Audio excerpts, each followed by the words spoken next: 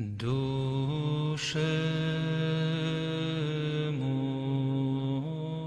nama Bapa dan Putra dan Roh Kudus, amin. Shalom Aleichem, bersama manusia. Selamat bertemu kembali saudara dengan saya, Archimandrit Romo Daniel Giantoro, Ketua Umum dan pendiri dari Gereja Ortodoks Indonesia.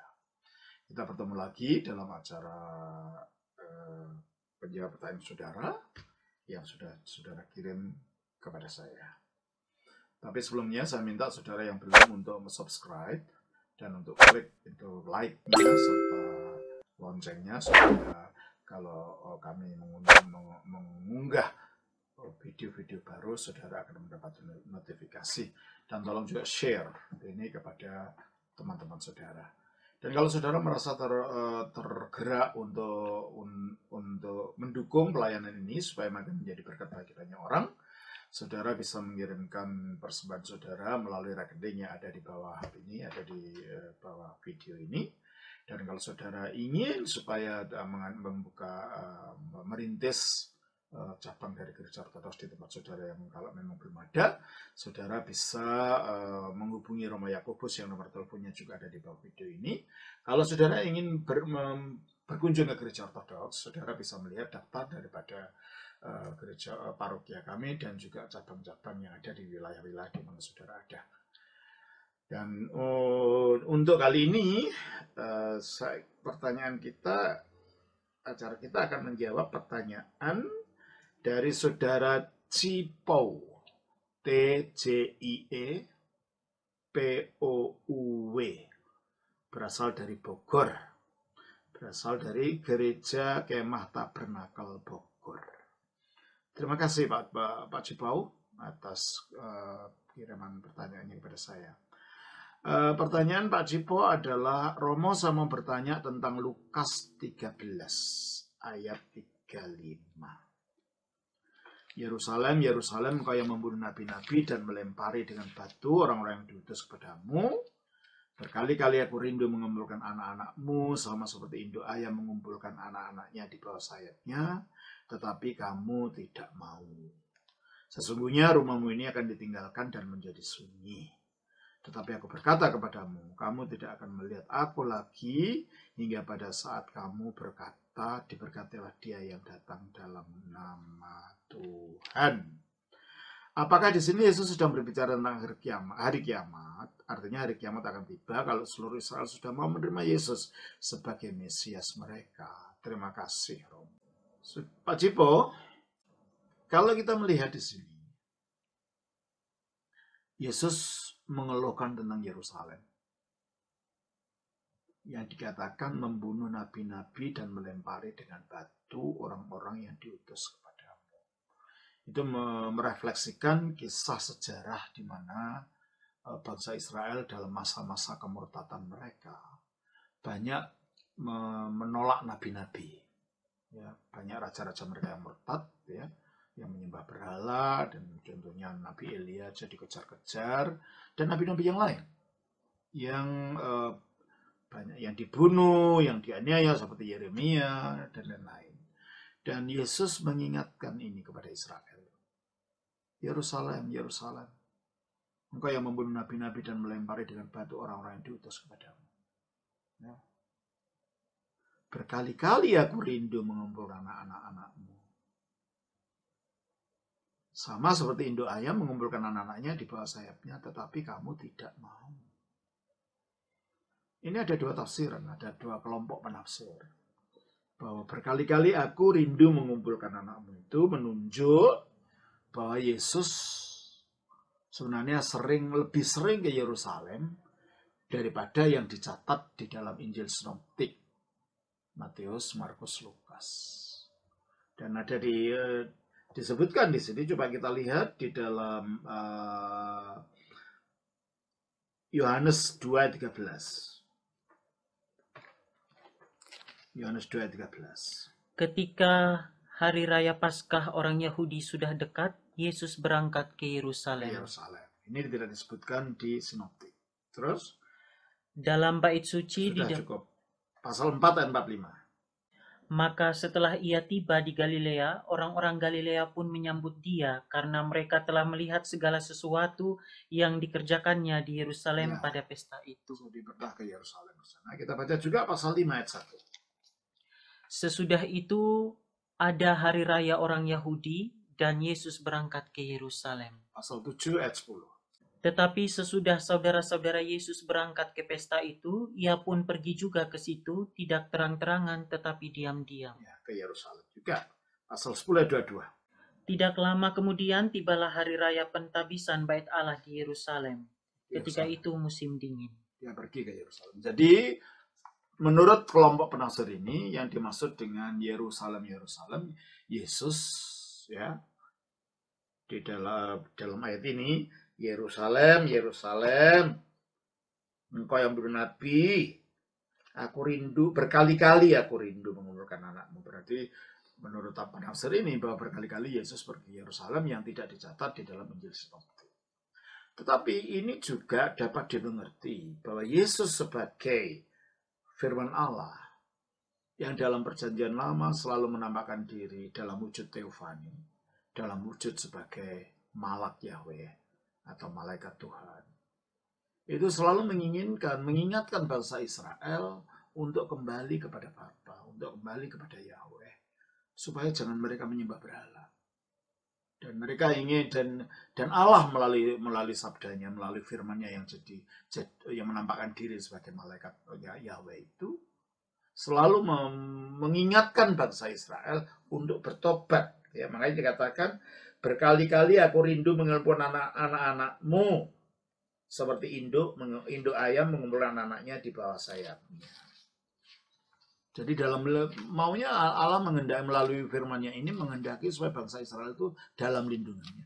Tapi Israel selalu menolak, berkeras hati. Ya. Itu kita lihat dalam sejarah perjanjian lama. Banyak Israel mengeraskan hati dari Allah.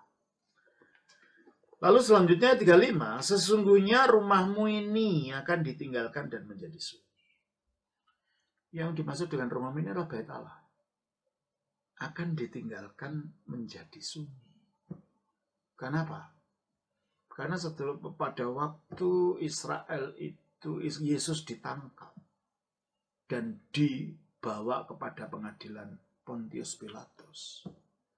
Israel mengucapkan sumpah supaya darahnya Yesus ditimpakan pada mereka dan anak cucu mereka. Coba kita baca di dalam Matius pasal yang ke-27 atau 26 lah. 27 ya.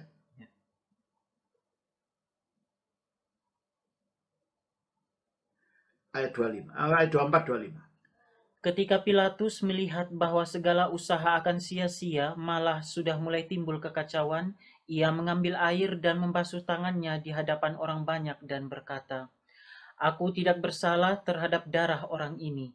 Itu urusan kamu sendiri." Terus? Dan seluruh rakyat itu menjawab, "Biarlah darahnya ditanggungkan atas kami dan atas anak-anak kami." Ya. Jadi mereka bersumpah bahwa darahnya Yesus supaya ditimpakan pada mereka sendiri. Sehingga pada akhirnya sumpah itu kejadian. Di mana itu dinubuatkan oleh Yesus ketika Bait Allah itu menjadi sunyi sepi, dihancurkan. Coba kita baca di dalam Matius pasal yang ke-24. Ya. Matius 24 ayatnya yang ke-1 dan 2. Sesudah itu Yesus keluar dari Bait Allah lalu pergi. Maka datanglah murid-muridnya dan menunjuk kepada bangunan-bangunan Bait Allah. Ia berkata kepada mereka, "Kamu melihat semuanya itu? Aku berkata kepadamu, sesungguhnya tidak satu batu pun di sini akan dibiarkan terletak di atas batu yang lain. Semuanya akan Ya, karena diruntuhkan." Bait Allah terbuat dari batu yang tertumpuk. Yesus mengatakan tidak ada satu batu yang tertumpuk di atas orangnya kokoh semua. Batu tembok-temboknya Bait Allah itu akan dihancurkan, akan dirobohkan, akan diruntuhkan. Dan itu benar terjadi pada tahun 70 Masehi. Ketika Jenderal Titus dari Roma datang menyerbu Yerusalem dan bait Allah diratakan dengan tanah, dan bangsa Yahudi dibuang dalam pembuangan oleh tentara Romawi ini. Jadi sesuai dengan apa yang dikatakan dalam Lukas pasal yang ke-13 tadi, ya, ayatnya yang 35, Pak bacakan. Sesungguhnya rumahmu ini akan ditinggalkan dan menjadi sunyi. Iya toh? Ada dihancurkan, ditinggalkan menjadi sunyi. Bangsa Israel sendiri dibuang dalam pembuangan pada tahun 70 oleh Jenderal Titus. Terus, tetapi aku berkata kepadamu, kamu tidak akan melihat aku lagi. Kamu tidak akan melihat aku lagi. Karena bangsa Israel sudah itu, kebanyakan dari mereka menolak Yesus sebagai Mesias mereka. Tidak mau percaya pada Yesus ini. Sampai kapan? Terus kan? Hingga pada saat kamu berkata, diberkatilah dia yang datang dalam nama Tuhan. Hingga kamu berkata, berarti itu pada waktu kedatangan dia sebagai Mesias yang menggenapi itu. Ya, coba kita baca di dalam ayat yang ke Zakaria 12 ayat 10. Aku akan mencurahkan roh pengasihan dan roh permohonan atas keluarga Daud dan atas penduduk Yerusalem, dan mereka akan memandang kepada dia yang telah mereka tikam, dan akan meratapi dia seperti orang meratapi anak tunggal, dan akan menangisi dia dengan pedih seperti orang menangisi anak sulung. Terus? Pada waktu itu ratapan di Yerusalem akan sama besarnya dengan ratapan atas Hadad Rimon di lembah Megido. Ya. Pada saat itu sampai itu mereka akan menangisi Kristus. Pada waktu Kristus datang, orang Yahudi akan bertobat. Coba kita baca juga dalam Wahyu 1 ayat 7. Lihatlah, ia datang dengan awan-awan dan setiap mata akan melihat dia, juga mereka yang telah menikam dia. Menangis. Sampai datang dia yang datang atas nama Tuhan. Ditangisi orang Yahudi akan bertobat memang nanti, sebagaimana dikatakan dari Roma pasal yang ke-11 ayat yang ke-25. Sebab saudara-saudara, supaya kamu jangan menganggap dirimu pandai, aku mau agar kamu mengetahui rahasia ini. Rahasia apa itu? Sebagian dari Israel telah menjadi tegar. Nah, sebagian Israel menjadi tegar, tapi sebagian besar itu loh masalahnya. Ya tidak semuanya tegar, dalam arti tidak semuanya tidak percaya pada Mesias. Banyak orang-orang Yahudi yang jadi Kristen juga, bahkan ada romo-romo ortodoks yang secara etnis adalah Yahudi. Saya kenal yang di Yerusalem, romo dari dulunya seorang rabi ortodoks Yahudi, namanya Romo Winogradsky, Alexander Winogradsky. Saya kenal beliau. Dia memimpin ibadah Kristen ortodoks menggunakan bahasa Ibrani di Yerusalem. Jadi tidak semuanya dikeraskan, tapi sebagian besar. Baca lagi. Sebab saudara-saudara, supaya kamu jangan menganggap dirimu pandai, aku mau agar kamu mengetahui rahasia ini.